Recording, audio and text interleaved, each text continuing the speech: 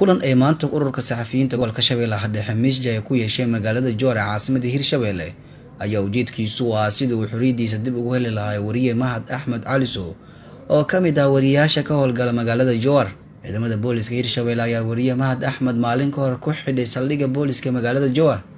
ururka Misja ayaa maamulka Hirshabeelle ka dalbaday in wariyaha xuriyadiisa la siiyo maadaama maalintii labaad uu ku xidhan yahay taliska booliska magaalada Joor.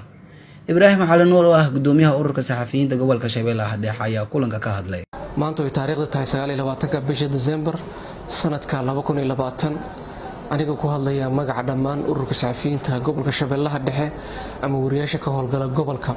waxaan rabaa in aan baaqi iyo codsi baan u diro madaxda dowlad goboleedka Hirshabeelle baaqaasi oo ku saabsan in xuriyadiisa dib loo siiyo wariye Mahad Axmed Calisow oo kamid ah wariyaasha ka howlgala magaalada Joor isla markaana ka tirsan idaacadda Radio Joor sidoo kalena ah wakiil wareedka TV-ga goobjoog ee gobolka Shabeellaha Dhexe.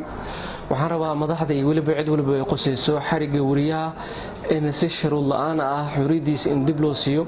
waxaan ognahay wariyaha in habeenkii labaad uu ku hoyday saldhigga booliska magaalada Joor. runtii sharciga ama dastuurka waan ognahay wuxuu dhigayaa in muddo 24 saac gudahood ah in qofkii la soo xira in uu ku helo cadaalad ama in maxkamad loo gudbiyo. marka wariyuhu laba habeen ayuu ku xiran yahay saldhigga booliska magaalada Joor ilaa haddana aysan jirin cid soo eedeysay oo markaasi xirigiisa ku soo eedeysay wax loo haysta ama in maxkamad la geeyay oo ay soo maxkamadaysay isla markaana xukun ku soo riday isagoo markaasi maxkamadda u codsanaysa dambiga loo haysta ilaa hadda ma hayno. laba habeen ayuu saldhigga ku jiraa taasina ma ahan mid suuragal ah. runtii waan ka xunnahay haddaan nahay dhammaan saxafiyiinta gobolka Shabeellaha Dhexe. marka waxaan rabaa mas'uuliyiinta iyo waliba cid waliba ay qosayso xariga wariyaha waxaan rabnaa in aan markaa baaq u dirno baaqaasi oo ah in si shuruud la'aan ah wariyahaasi lagu soo deeyo xuriyadiisana inuu si dhaqsi ah inuu ku helo.